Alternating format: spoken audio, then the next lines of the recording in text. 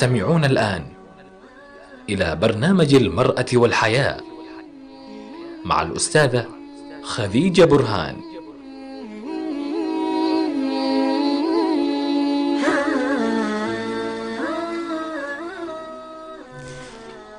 السلام عليكم ورحمة الله وبركاته، مستمعي راديو سلام حول العالم، أحييكم بتحية الإسلام. معكم خديجة برهان في برنامج المرأة والحياة. يتجدد اللقاء بكم طبعا في بعد عيد الفطر السعيد الذي نسأل الله سبحانه وتعالى أن يكون أو كان سعيدا، وأن يكون سعيدا دائما للجميع. في الحقيقة يعني كانت يعني إجازة لطيفة جدا، إنه إجازة العيد، وسمعنا مشاركات الجميع ومساهماتهم في العيد ومناسباتهم كيف قضوها يعني. فالحمد لله رب العالمين أولا وآخرا. قبل ما نبدأ حلقة اليوم، خلوني أذكركم برقم للتواصل معنا والمشاركة في برنامجنا المرأة والحياة. التواصل رح يكون عن طريق رسائل الواتساب أو الاتصال الواتساب حسب الدولة اللي أنتم فيها. فرقم التواصل هو 00447947831417. يسرنا نحن نستقبل مشاركاتكم ومداخلاتكم في حلقة اليوم التي هي بعنوان لماذا وكيف التغيير، أو كيف ولماذا التغيير. اليوم موضوعنا من المواضيع اللي في الحقيقة احنا كلنا يعني نفكر دائما كيف ممكن نخطو هذه الخطوة، أو بلاش نقول كلنا، في بعضنا كان أساسا ما بيفكر في الموضوع هذا وكيف ممكن يصير أو كيف ممكن يحدث. موضوع التغيير، كيف يتغير الإنسان، كيف تحدث عملية التغيير في الإنسان، وليش يتغير، لماذا يتغير الإنسان. لما نجي نطرح هذه النوع من الأسئلة رح نطرح كمان أسئلة كثيرة جدا مع هذا السؤال المهم: لماذا يتغير الإنسان وكيف ممكن يصير التغيير. في أي جانب لازم الإنسان يفكر أنه يتغير، في أي جانب لازم نحن نفكر نحن نخطو خطوة واحدة في اتجاه التغيير وليس الإصلاح. هذا السؤال ليش مهم جدا وليش تجي أهميته؟ كثير مننا أو أغلبنا يمر في حياته، في مراحل حياته، بتجارب كثيرة جدا. أساسا هي مراحل حياة الإنسان إيش هي؟ هو طفل، هو شاب، هو كبير، هو عجوز، هو يعني آخر العمر، ويتزوج ويدرس ويشتغل بهذا الشكل. نحن نظن أنه مراحل حياة الإنسان هي المراحل اللي يتم فيها عملية تغيير الإنسان، لكن في الحقيقة في فرق كبير جدا. هل لازم بالضرورة أن الإنسان كلما كبر أو مر بمراحل معينة، صغير وكبير وفي المدرسة وفي الجامعة وفي العمل وفي الزواج وبعدين صار جد، هل معناها أنه لازم الإنسان هذا يتغير ولا مو لازم يتغير؟ في كثير مننا يمر بتجارب وهو كبير وبالغ وعاقل وناضج جدا، بتجارب كثيرة جدا، وممكن تكون أغلب هذه التجارب هي تجارب متكررة، ومع هذا يبقى زي ما هو، ما تغير، ونتساءل ليش ما قاعد يتغير.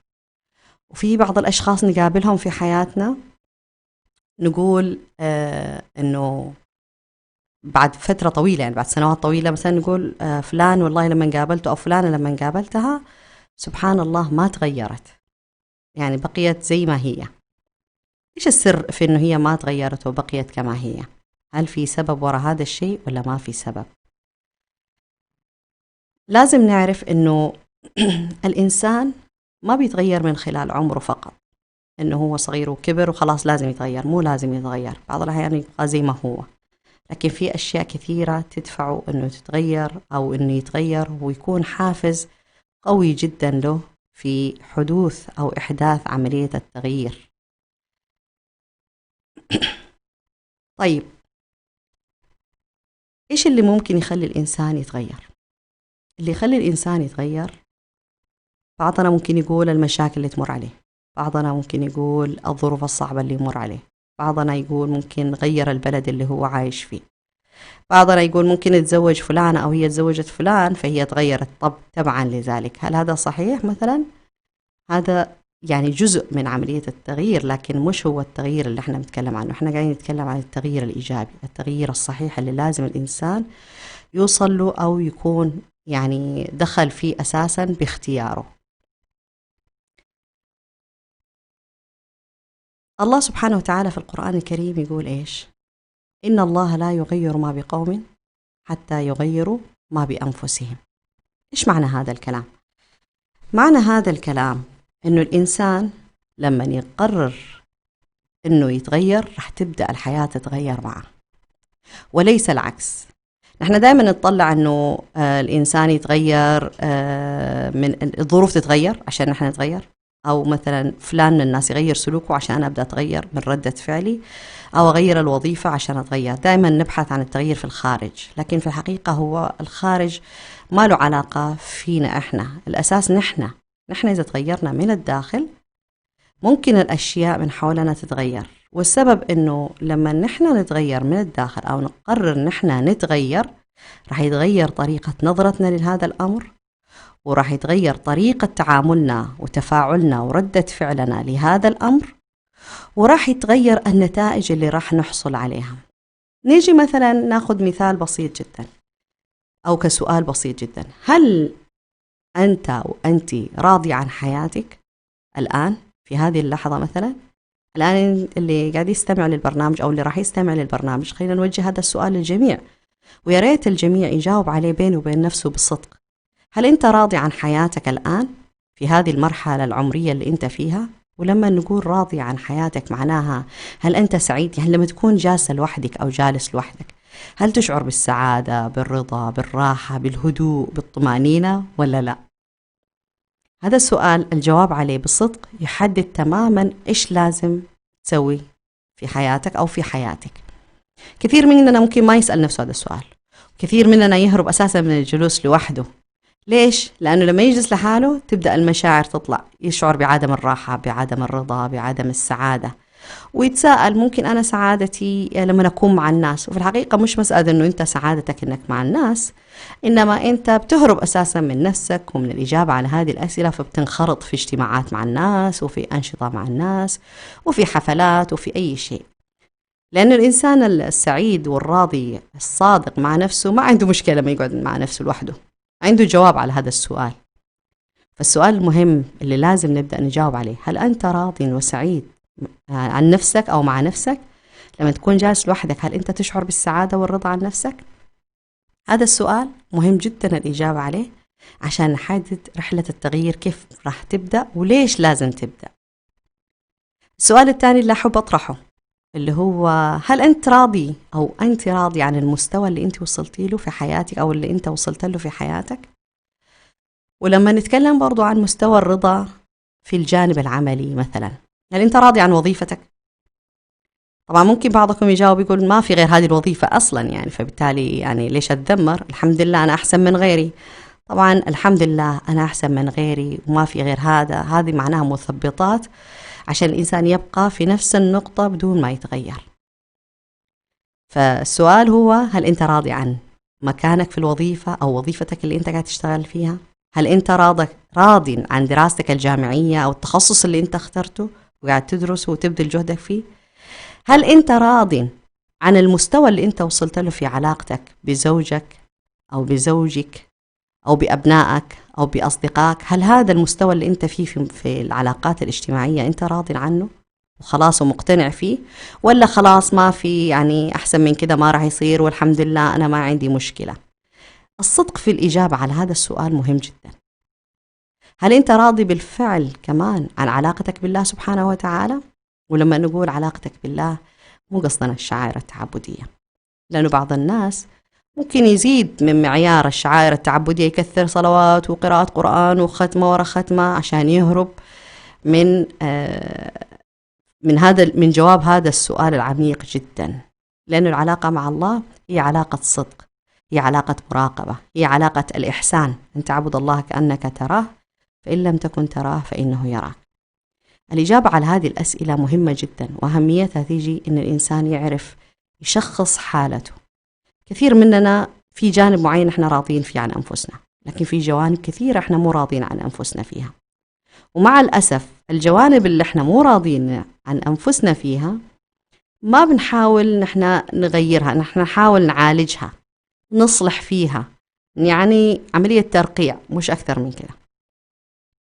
لكن هي طالما نحن مو راضين عنها معناها المفروض نحن نخوض في رحلة التغيير، في تحسينها وإيصالها للمستوى اللي احنا نطمح ان احنا نكون فيه في هذه العلاقة أو في هذا العمل أو في هذا المستوى الأكاديمي العلمي أو في هذا الجانب من الحياة. رحلة التغيير رحلة طويلة جدا ورحلة مستمرة جدا، لكن معرفة متى تبدأ وكيف تبدأ والمدخل الصحيح لبداية التغيير هو هذا اللي ممكن يخلي الرحلة تكون ممتعة وتكون يعني نتائجها واضحة جدا وممتعة جدا، والإنسان يصل فيها إلى السعادة والرضا عن نفسه. طيب خلونا يعني نجاوب على سؤال مهم جدا، أو خلوني أكلمكم عن جانب في موضوع التغيير اللي هو إيش؟ أحد علامات إنه هو ضرورة اتخاذ قرار التغيير اللي هو ظهور الأحداث المتكررة في الحياة، اللي هي مثلا تظهر مشاكل في الحياة، مشاكل من نوع معين أو مشاكل من نوع واحد دائما، يعني تلاحق الإنسان هذه المشاكل بهذه الطريقة، يعني تظهر بسيناريو مختلف لكن هي في نفس النسق. قد تكون مشاكل مالية، قد تكون مشاكل اجتماعية، قد تكون مشاكل في العلاقات. يعني إنسان مثلا يشعر أنه هو غير محظوظ في تكوين صداقات، كل ما كون صداقة مثلا يخسر صديق أو ما يقدر يكون صداقة، دائما عنده هذه المشكلة في العلاقات الاجتماعية. فيقول أنا والله مو محظوظ، ماني قادر يعني أكون علاقة ولا أكون صداقة ولا أكون معرفة مع أحد ولا أكون أي شيء يعني اجتماعي، ما عندي حظ، ما أقدر أكون علاقات اجتماعية، دائما تلاحقني المشاكل، دائما الناس يعاملوني كذا، دائما دائما دائما. لكن ما انتبه هذا الشخص أنه تكرار هذه المشاكل معناها أنه هذا الجانب هو جانب ضعيف جدا عنده ويحتاج أنه يتغير، لأنه مفاهيمه محددة فيه. فهو كأنه يحاول أنه يخلي الناس كلها تمشي وتكون معه في هذه العلاقة الاجتماعية أو في هذه الصداقة ضمن إطار هو رسمه، لكن ليس ضمن إطار الناس تقبله أو تقبل تتعامل فيه. فهو عنده صورة ذهنية عن العلاقات الاجتماعية فيحاول يلبسها على الناس ويمشي الناس عليها، فيتصادم معهم وتيجي مشكلة، ويجي يكون علاقة تانية بنفس النسق ويجي مشكلة تانية وثالثة ورابعة في نفس الاتجاه. فالنتيجة إيش هو يقول إنه والله أنا إنسان غير محظوظ، ما عندي أصدقاء، أنا والله أحب الناس لكن ما عندي أصدقاء، والناس سيئين والناس يعاملون والناس يفعلون والناس والناس والناس. فهذا دائما يدور له إيش نقول إحنا شماعة يعلق عليها خيبته في هذا الجانب، مع أنه العلامة واضحة تماما أنه طالما عندك في مشكلة في هذا الجانب معناها لازم أنت تفهم ليش في مشكلة، ولازم تقوي نفسك بالعلم والثقافة وسؤال من تثق به في هذا الجانب في تكوين العلاقات، كيف أكون علاقة وليش عندي هذه المشكلة وليش تظهر، ممكن المشكلة الأساسية منك أنت أو منك أنت. فملاحظة أو تشخيص الحالة نفسها من خلال المشاكل المتكررة اللي تحدث، هذه أبرز العلامات اللي تقول للشخص أو للإنسان لازم تتغير، مو تمارس الإصلاح، لا تمارس الإصلاح، مارس التغيير، ابدأ الآن مرحلة التغيير. ليش الناس دائما تخاف من التغيير؟ أو هذا الشخص ليش الناس ما تبغى دائما تخاف أو ما تبغى تخوض مرحلة التغيير؟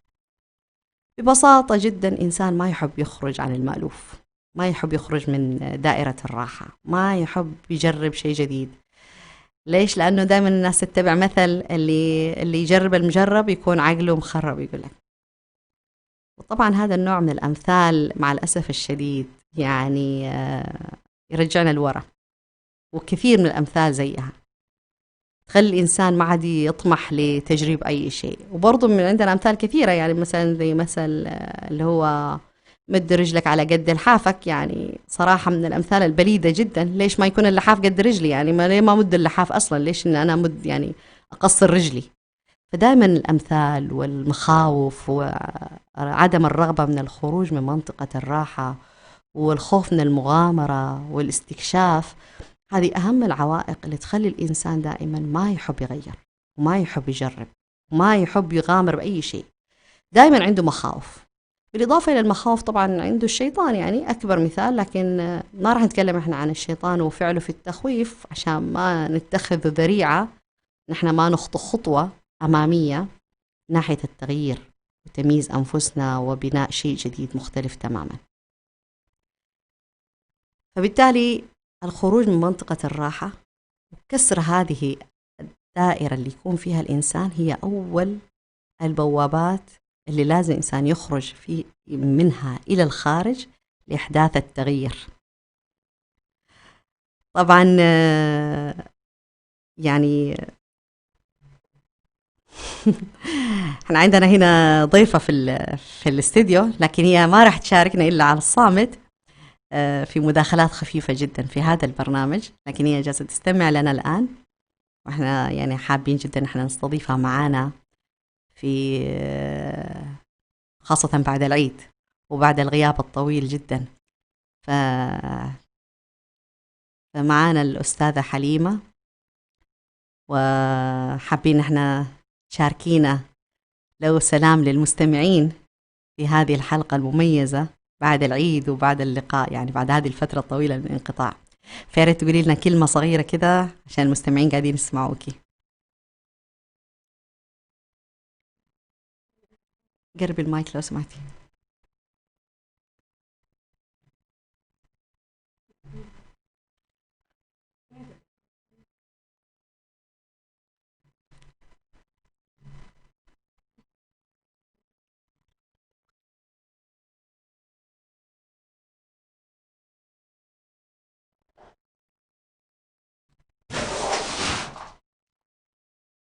المايك شغال؟ تمام. السلام عليكم ورحمة الله وبركاته. يعني هي فاجأتني صراحة بالمداخلة هذه، ماني مستعدة لها، لكن أحب أقول لكم كل عام وأنتم بخير، وتقبل الله منا منكم بعد العيد. الله يعطيك الصحة والعافية، وصراحة هي منورتنا اليوم في الاستديو في البث المباشر، وممكن لأن هي فاجأتنا كمان هذا الشكل من أشكال التغيير نحن نمر فيه في موضوعنا اليوم. طيب نحن حابين نطلع فاصل ونرجع نكمل معاكم بعد الفاصل، ولا تنسوا تتواصلوا معنا مع الرقم اللي أعلنا عنه اللي هو 0044-7947-831-417. ننتظر مداخلاتكم ومشاركاتكم.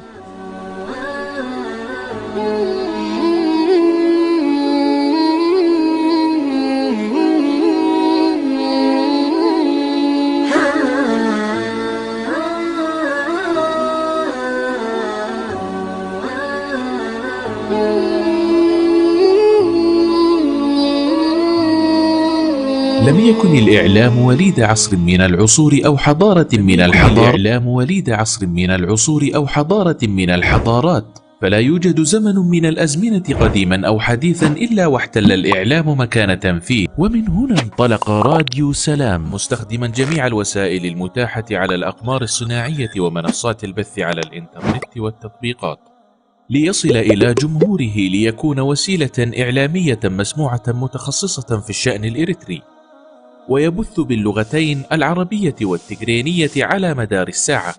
راديو سلام يخاطب المجتمع الإريتري كافة بجميع مكوناته، ويتفاعل مع قضاياه لترسيخ الانتماء وتجديد الوعي وتحقيق السلام والريادة، ويبث على الأقمار الصناعية والمنصات الإلكترونية كافة، وكانت أهدافه تعزيز قيم السلام والإخاء والتصالح والعيش المشترك، نشر قيم الإسلام وأخلاقه وتعزيز الأعراف والأخلاق الفاضلة، ترسيخ مكانة المرأة وتفعيل دورها في المجتمع والعناية بقضايا المرأة والطفل والشباب وكبار السن، المساهمة في التنمية ومواجهة الفقر والجهل وتوطين اللغة العربية. اكتمل بث راديو سلام على المنصات التالية: على القمر الصناعي نايل سات على التردد 12687، وعلى متجر الأندرويد والأبل، وعلى الموقع الإلكتروني سلامميديا61.com، وعلى جميع وسائل التواصل الاجتماعي.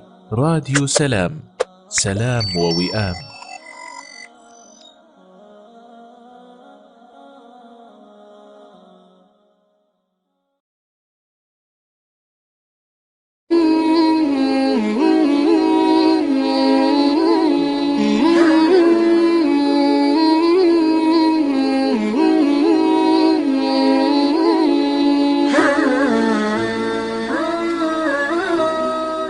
تستمعون الآن إلى برنامج المرأة والحياة مع الأستاذة خديجة برهان.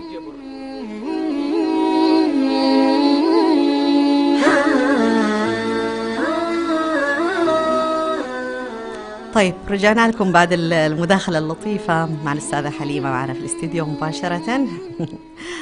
احنا سعيدين جدا ان هي كانت معانا فيه. نرجع نذكركم بأرقام التواصل أو برقم التواصل عبر الواتساب، والاتصال عبر الواتساب ممكن جدا 0044-7947-831417. يسرنا جدا ويسعدنا أنكم تشاركونا في حلقات برنامجنا بمداخلاتكم. احنا كنا وقفنا قبل الفاصل، قلنا ليش الإنسان دائما يخاف من التغيير، ليش يخاف أنه يخطو خطوة نحو التغيير. أهم شيء وأكثر شيء يعني خوف الإنسان من التغيير هو الخوف نفسه والمجازفة، لأنه التغيير مجهول. هو اعتاد الإنسان يكون في دائرة معروفة جدا بالنسبة له، معروفة الأحداث، معروفة النتائج، معروف لو سوى كذا إيش راح يصير النتيجة. فما عند الإنسان القدرة على تحمل المغامرة. هذا أكبر عائق للتغيير. لما نقول مغامرة احنا مو قصدنا المعنى الكبير جدا المغامرة، بس هي بالفعل مغامرة يعني في جانب العلاقات. لما الإنسان يتعرض دائما لنفس النوعية من المشاكل مع اختلاف السيناريو، معناها لازم يغير. طب لما يبدأ يغير هو ما يعرف أصلا كيف لازم يبدأ رحلة التغيير، وإيش نتائج التغيير هذا اللي راح يخوضه في حياته. هل هو كمان راح يكون مأمون العواقب، يعني تجارة مربحة ولا غير مربحة. الإنسان يخاف من الخسائر، فبالتالي ما يبغى يتعرض لهذا الشيء. الخروج نفسه من دائرة الأمان، من دائرة المعتاد، من دائرة المعروف، هو مجرد التفكير فيه مخيف. أكبر شيء أو أكبر دليل زي كذا إيش هو في حياتنا إحنا مثلا، اللي هو الناس مثلا تسافر من بلد لبلد، يعني يفكروا 100 مرة أسافر ولا ما أسافر. طب لو سافرت أبغى أسافر في مكان فيه أهلي أو أحد أعرفه عشان أقدر أعيش. أو مثلا في الزواج أبغى أتزوج والله من قبيلتي، من عائلتي، من مجتمعي، من نفس الشيء، ما أبغى أدخل في مجتمع جديد، ما أبغى مش عارف إيش. فدائما الإنسان يحاول يحصر نفسه بالمألوف بالمعتاد، ما يجرب ولا شيء. ومن المسلمات حتى في العلاقات، حتى في العمل، طيب غير شغلك إذا أنت ما أنت راضي عن شغلك. لا لا الحمد لله هذه الأيام والله ما في شغل والناس مو لاقية تعيش، أنا أترك شغلي. كأنه يعني الله سبحانه وتعالى مو هو الرزاق، إنما كأنه العمل هذا هو اللي قاعد يأكله ويشربه. فهنا توقف الإنسان. خوف الإنسان من إحداث التغيير جاي من خوفه أنه يغادر منطقة الراحة والمألوف، خوفه انه ما يعرف المجهول ايش هو مقدم عليه، الخوف من المجتمع نفسه، لانه انسان كل ما جاء بفكره تغيير او انه بيتغير راح يرفضوا المجتمع، راح يرفضوا اهله، راح يرفضوا جماعته، اصدقائه، لانه خرج عن المنظومه الاجتماعيه اللي عند الناس. فدائما في خوف.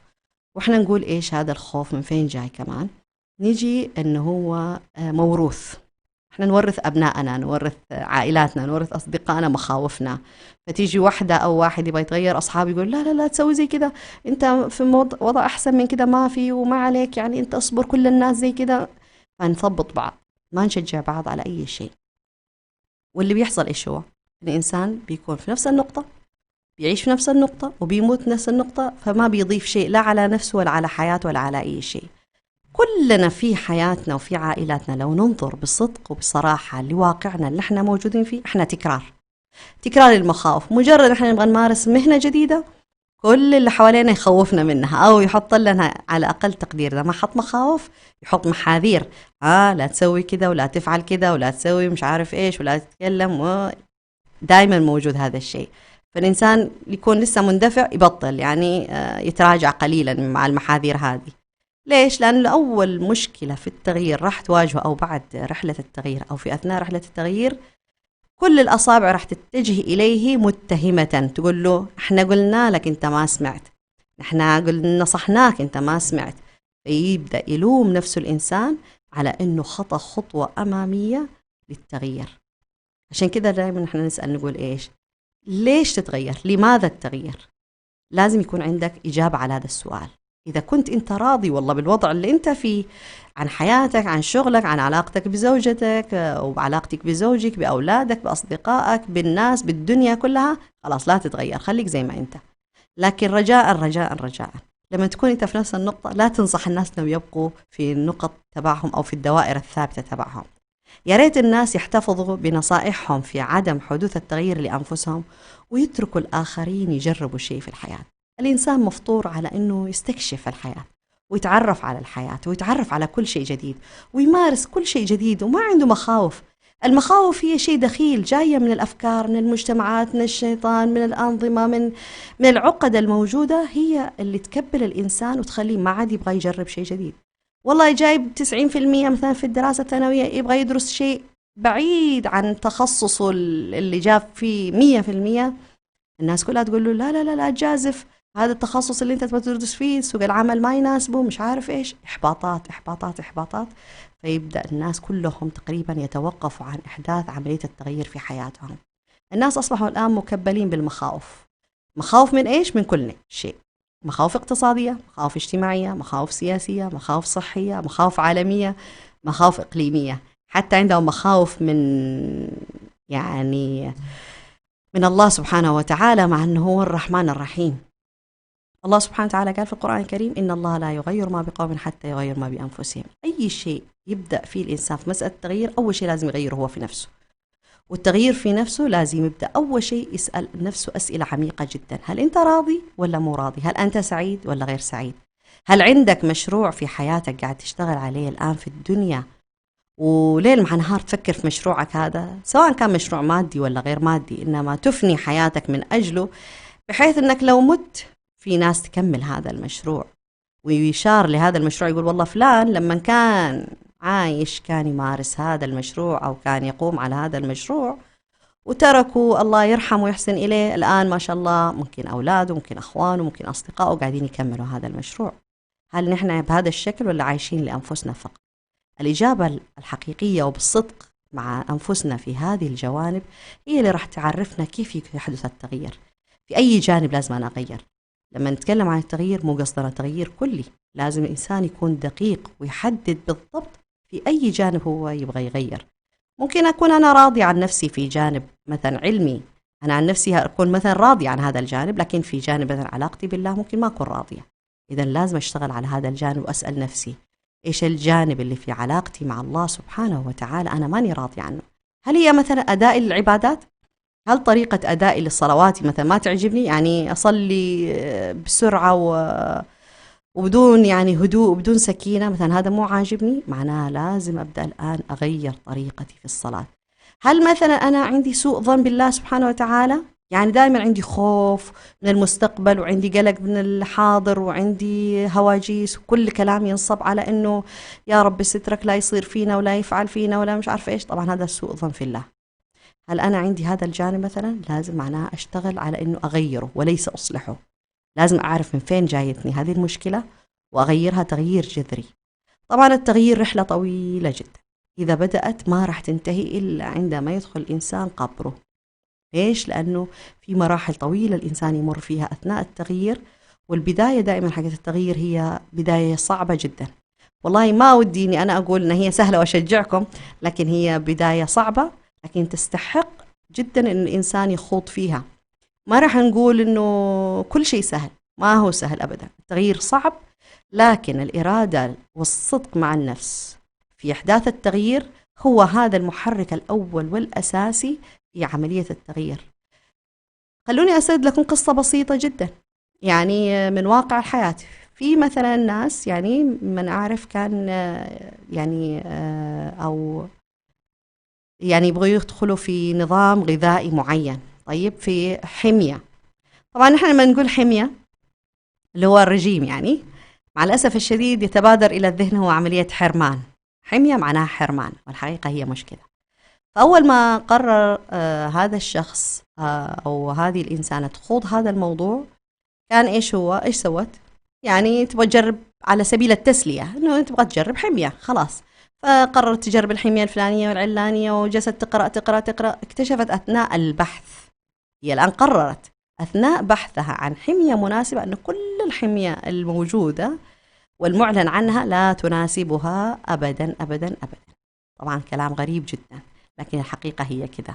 والحقيقة المؤلمة أنه أي حمية الآن ما بتناسب أي إنسان. طيب خلونا نكمل القصة عشان نعرف الفائدة للناس اللي تبغى تسوي حمية في حياتها، مو حمية غذائية، حتى حمية فكرية يعني. ف... فقررت إن هي تدرس الموضوع بكل جوانبه وتبدأ تقرر تتخذ قرارات. هي ليش تبغى تسوي حمية؟ أول شيء السؤال كان هل هي راضية أول شيء عن نفسها؟ كان الجواب لا. معناها هي إيش تحتاج؟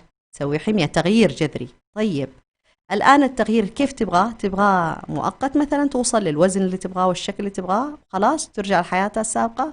الجواب كان لا، أبغى يكون حميتي أسلوب حياة مدى الحياة، خلاص هذا أسلوب حياة. فبدأت تأخذ معلومات كثيرة، أخذت دراسة في موضوع الحمية هذا 6 شهور وهي تدرس الموضوع. ممكن كانت صارت أخصائية تغذية بالبحث اللي هي سوته، لأن هي في النتيجة النهائية بدأت الحمية حقتها بالضبط بعد 6 شهور، وخاضت الحمية ولم تعلن عن الموضوع. يعني ما سوت إعلان في عائلتها في أصدقائها أوه ترى أنا قاعدة أسوي حمية ويلا تعالوا، أبدا، كله على الصامت كان. فبدأت حميتها، لكن كل اللي حواليها لاحظوا أنه قاعد يحدث شيء مختلف. هذه الإنسانة شكلها قاعد يتغير، وزنها قاعد يتقلص، في شيء قاعد يصير في الحياة، لكن هي ظلت زي ما هي أمام الناس في نمط أكلها، في نمط شربها، في كل شيء. بعد ما يقارب سنة خسرت كل الوزن الزايد، وصحتها يعني ما شاء الله تبارك الله صارت من أحسن ما يكون. يعني أخذت في موضوع الحمية ده كله 6 شهور، سنة و6 شهور، 6 شهور دراسة وسنة ممارسة وتطبيق. النتيجة اللي وصلت لها كانت إيش هي؟ النتيجة اللي كانت تبغاها هي أن الحمية تبعها هي تكون أسلوب حياة، فتعلمت أنها تاكل بعقلها مو ببطنها. فالأكل بالعقل مختلف تماما عن الأكل بالبطن. معناها إيش هذا الكلام؟ معناها هي وصلت لنتيجة أنه كل الحمية المعلن عنها هي حمية غير صحيحة وغير صحية. وليش يفشلوا الناس لما يسووا حمية؟ لأنهم دائما يبغوا نتائج سريعة، ونتائج يعني يشوفوها بسرعة التأثير تبعها، ويبغوا الناس تقول أوه ما شاء الله فلان أو فلانة سووا حمية ونقص وزنهم وتغير شكلهم. لكن هي كانت مركزة أنه هي تشعر أن تغيرت مش الآخرين. بعد كده أخذت سنة كمان حتى تعتاد على شكلها الجديد، ويبدأ عقلها يتعامل مع النموذج الجديد اللي حدث التغيير. فكانت هذه رحلتها طويلة جدا، وما زالت على نفس النسق. هي تأكل بعقلها، يعني شوف الأكل عادي بالنسبة لها، ما شافت الأكل جدا عادي، وعايشة حياتها من أحسن ما يكون. هذه قصة حقيقية مش من الخيال. الشاهد في الموضوع أو اللي احنا نبغى نقوله في موضوع التغيير إنه الإنسان هو اللي لازم يعرف فين المساحة تبعه اللي يحتاج فيها إنه يغير، ولازم يبذل جهده إنه يدور على الأسلوب أو المدخل الصحيح لإحداث التغيير في نفسه. ما في داعي ياخذ والله جهد فلان وتجربة علان وممارسات هذا. ليش؟ لأنه هذه كلها حالات فردية. ما يناسبني ربما يكون ما يناسبك، ما ينفعني ممكن يكون ما ينفعك، لأن الموضوع مرتبط في موضوع التغيير بقناعاتي أنا، بأفكاري أنا، بقيمي أنا، بإيش أنا أؤمن، بإيش أنا ما أؤمن. ممكن الأشياء اللي أنا أؤمن فيها أنت ما تؤمن فيها، ممكن عادية بالنسبة لك، لكن بالنسبة لي هي خط أحمر. هذه الأشياء ينبغي للإنسان أن يفكر فيها.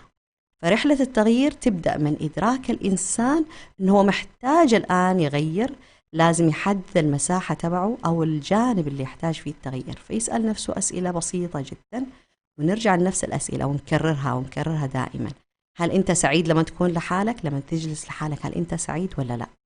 أنا ماني سعيد، معناها لازم تغير. لازم تسأل نفسك ليش أنا ماني سعيد؟ إيش اللي يخليني ماني سعيد؟ هل أنت راضي عن المستوى اللي أنت وصلت له في كل جانب مثلا أو في جوانب معينة؟ إحنا طبعا عندنا جوانب كثيرة في الحياة، لكن خلينا نركز على الجوانب الأساسية اللي هي جانب العائلة أو اللي هو جانب العلاقات، سواء كانت علاقات عائلية أو أصدقاء أو زوجة وأبناء أو زملاء في العمل. هل أنا راضي عن وظيفتي؟ هل أنا راضي عن مستوى ثقافتي، عن مستوى علمي؟ هل أنا راضي عن علاقتي بالله سبحانه وتعالى ولا لا؟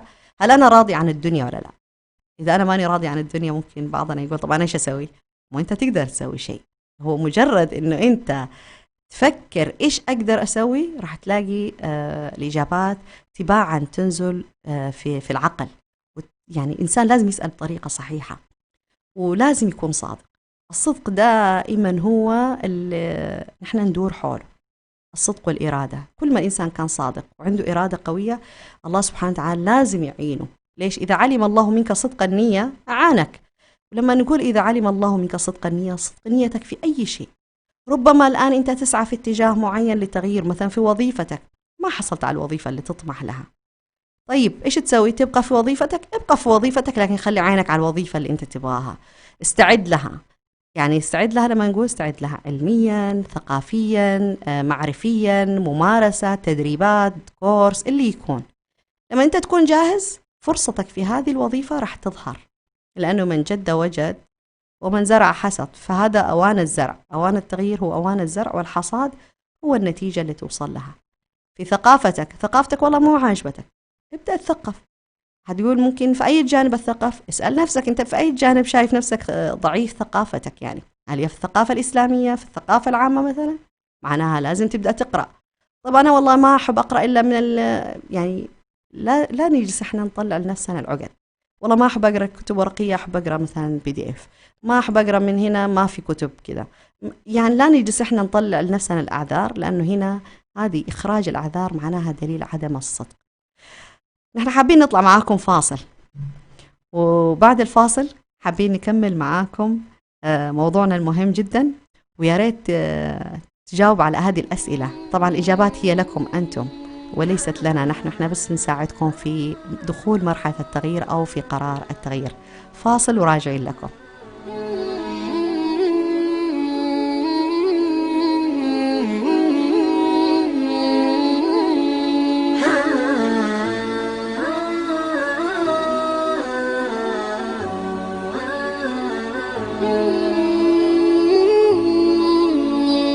يكن الإعلام وليد عصر من العصور أو حضارة من الحضارات، فلا يوجد زمن من الأزمنة قديما أو حديثا إلا واحتل الإعلام مكانة فيه. ومن هنا انطلق راديو سلام مستخدما جميع الوسائل المتاحة على الأقمار الصناعية ومنصات البث على الإنترنت والتطبيقات، ليصل إلى جمهوره، ليكون وسيلة إعلامية مسموعة متخصصة في الشأن الإريتري، ويبث باللغتين العربية والتجرينية على مدار الساعة.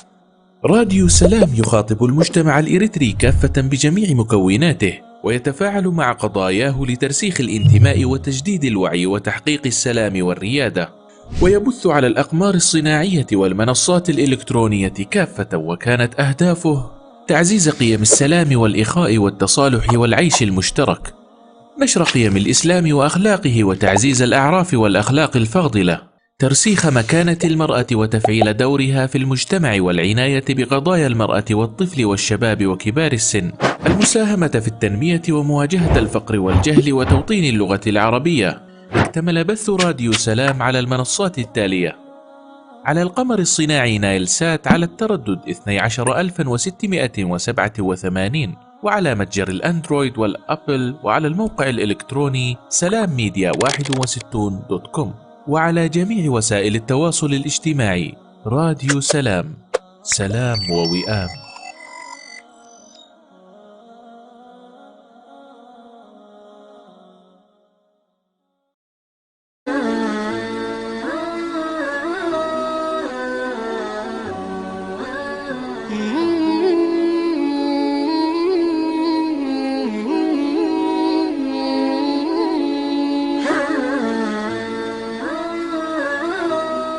تستمعون الآن إلى برنامج المرأة والحياة مع الأستاذة خديجة برهان.